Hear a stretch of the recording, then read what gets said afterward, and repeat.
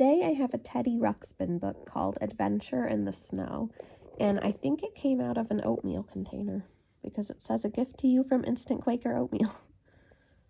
So let's see what this one is like. It is from 1987 and it has all the characters here. The book is from 87. The copyright, or the I guess that's the copyright is from 1985. But all right.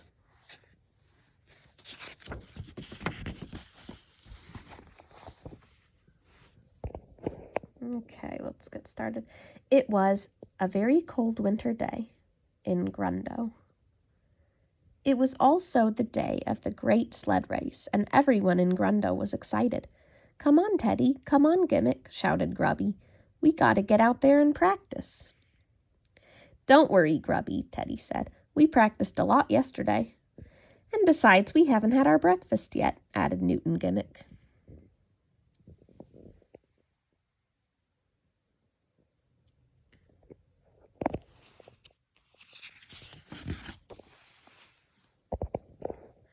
Teddy and Gimmick told Grubby that a warm breakfast can give you lots of energy in the morning. "And it's cold outside. This hot oatmeal will warm you up," said Gimmick. So Grubby sat down at the table with Teddy and Gimmick, and they all had a nice hot breakfast. But not everyone was having a good breakfast that morning.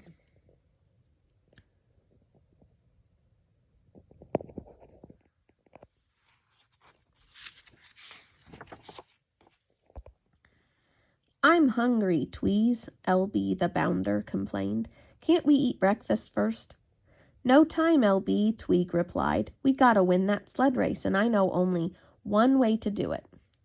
"Practice, Tweet?" "No, L.B., cheat. And the name is Tweeg. Tweeg." So L.B. followed Tweeg to Rainbow Falls, where the race would begin.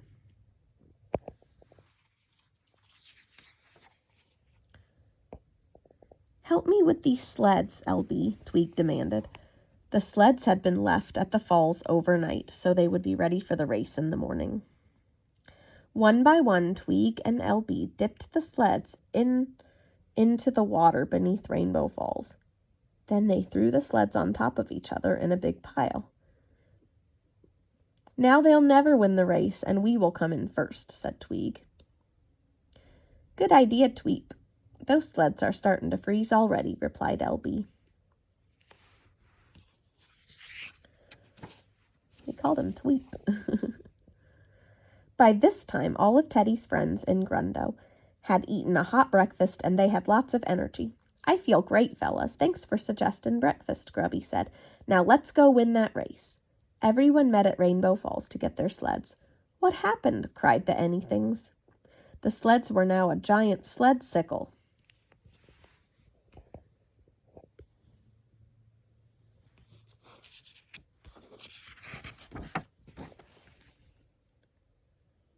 "Who would do a mean thing like that?" asked Teddy. "Tweeg," they all shouted.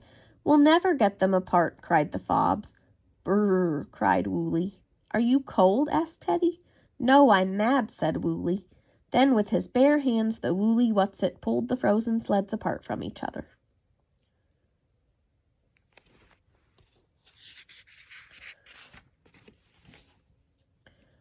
"Oh no, they're still covered with ice. What do we do now?" the anythings cried. "We do our best," answered Teddy. "Come on, we've got to line up at the starting line. The race is about to begin."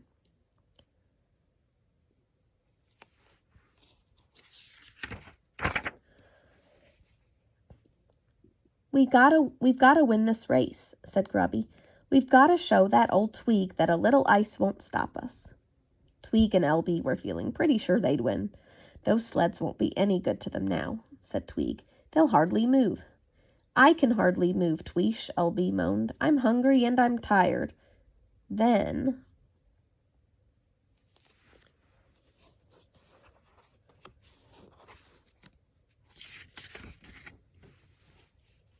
the race started with a bang. Away they all raced down the hill. Teddy and Gimmick sat on their sled while Grubby gave it a push. "Push faster, Grubby, you can do it," shouted Teddy. Grubby jumped on behind Gimmick. "Whee!" they all shouted.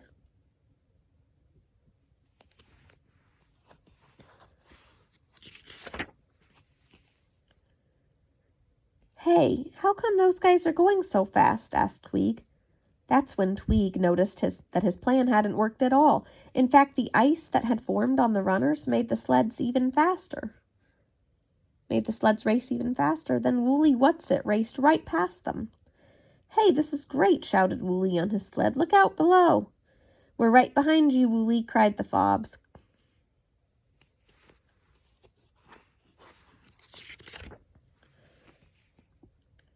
The racers skimmed down the hill on their sleds, while Tweeg and LB sat at the top of the hill. Poor LB, he was so tired he could hardly push Tweeg's sled. "I'm tired, Tweet," he moaned, "and I'm hungry." LB grabbed hold of the sled, and together he and Tweeg raced down the hill behind the others. "Lean, LB, lean," cried Tweeg. Teddy, Grubby, and Gimmick passed one racer after another. "Come on, lean forward, everyone," Teddy cried, and then...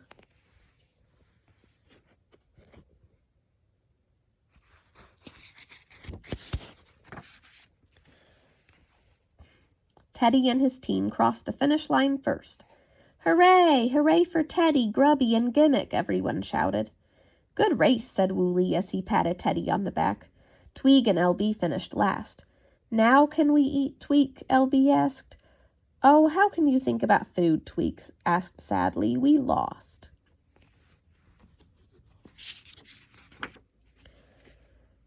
"Look, look!" cried the Fobs, pointing. Everyone looked back up the hill and saw the most beautiful sight. The ice on the sleds had melted and left rainbow-colored tracks in the snow. "That ice came from Rainbow Falls," said Gimmick. "That's why the tracks are so colorful." Everyone cheered at the pretty sight. Hooray!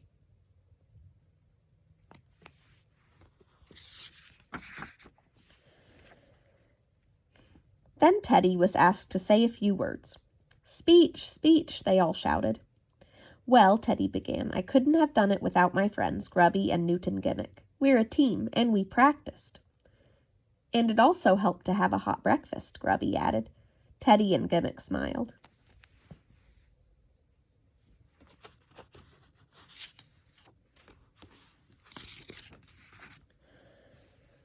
So Teddy Ruxpin and his friends won the great sled race, and that afternoon Tweeg and LB went home and began getting ready for the next year's race. "Eat more hot oatmeal, LB. A good breakfast worked for those guys. Keep eating, keep eating." "My pleasure, Twing," LB said as he ate up every warm mouthful. Then Tweeg moaned, "The name is Tweeg. Tweeg."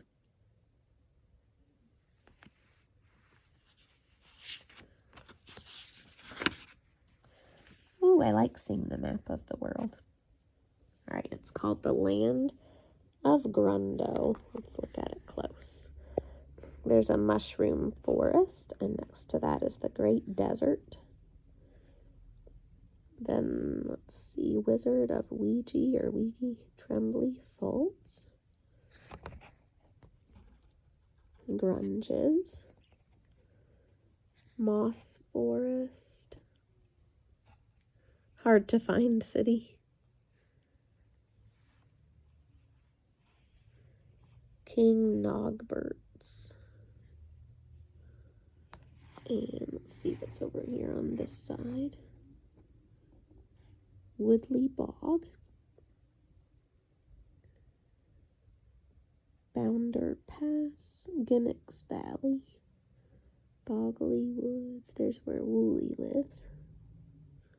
Rainbow Falls. Land of Ying. Mavo headquarters, or maybe Mavo headquarters, I'm not sure. Ben's Beach. Misley Meadows. Tweeg's Town. That's neat. I always think it's fun to see the maps of imaginary worlds. Well, I believe that is all. It sure is. So we learned about why you need a hot breakfast.